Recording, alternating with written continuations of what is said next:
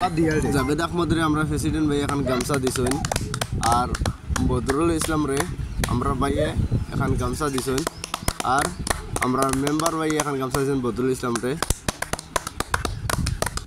Hey guys আসসালামু আলাইকুম আর কিতা খবর সবর হইছেন অবশ্যই আমি আজকে একটা ভিডিও লইছি আমরা বাতিজা দুইটা মানে মেট্রিক পাস করছেন আজকে আমার প্রেসিডেন্ট মেম্বার সব আইছেন আইয়া গামছা গলা দিছেন দিয়া পুরো ভিডিওটা আমি দেখাইব আপনারা দেখতে থাকো আর ভিডিওটা বেশি বেশি শেয়ার করে দিও আর আমরা বাতিজা দুইটা মানে মেট্রিক পাস খুব মজা লাগে দেখে সব লইয়া আমি কিতা করি না পুরো ভিডিও দিব অবশ্যই আপনারা ভিডিওটা দেখতে থাকো ভিডিওটা আরম্ভ করা যাক।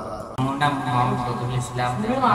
দশম শ্রেণী HSLC 2025 উত্তীর্ণ হয়েছিল। মোর পার্সেন্টেজ 57.36 আৰু মই এখন বিষয়ত লেটাৰ পাইছোঁ আৰু মোৰ মানে ৰিজাল্ট যথেষ্ট ভাল হৈছে আৰু মোৰ ৰিজাল্টত মানে ভাল হোৱাৰ আৰু মোৰ মা দেউতা আৰু মোৰ শিক্ষক শিক্ষয়িত্ৰী আৰু লগতে মোৰ গাঁৱৰ মানুহ আৰু মোৰ চাচা চাচি আৰু মোৰ ক'বলগীয়া আৰু একো নাই মানে ইমানতে জাভেদ আহমদ মই দশম শ্ৰেণীৰ ছাত্ৰ। মই গুলজান হায়াৰ ছেকেণ্ডাৰীৰ ছাত্ৰ। মই 45% গুলজান স্কুলৰ মই পাইছোঁ।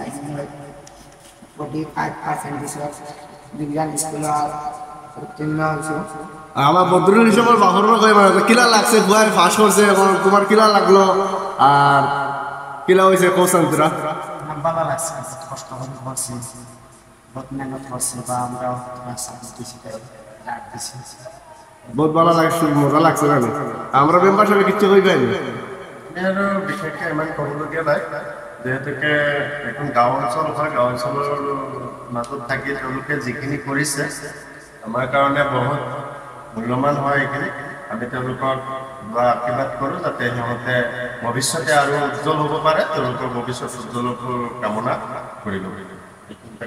আমাৰ প্ৰেসিডেন্ট তোৰা মাতি ওজন ভাই সকলোকে নমস্কাৰ, আসসালামু আলাইকুম। প্ৰথমে কথা হ'ল আপোনালোকৰ ব্লগক ধন্যবাদ জনাইছোঁ আজি আপোনালোকে যে ইয়াত আহিছে। প্ৰথম কথা হৈছে চাওক, আমি বিনাকান্দি সমষ্টিৰ অন্তৰ্গত বাৰপুৰী গাঁও পঞ্চায়তৰ এখন 2 নম্বৰ ৱাৰ্ড পাগলী গাঁও। আমাৰ এই এলেকাত বানপানীৰ বিৰাট বিশিষ্ট প্ৰতিকূল জেগা।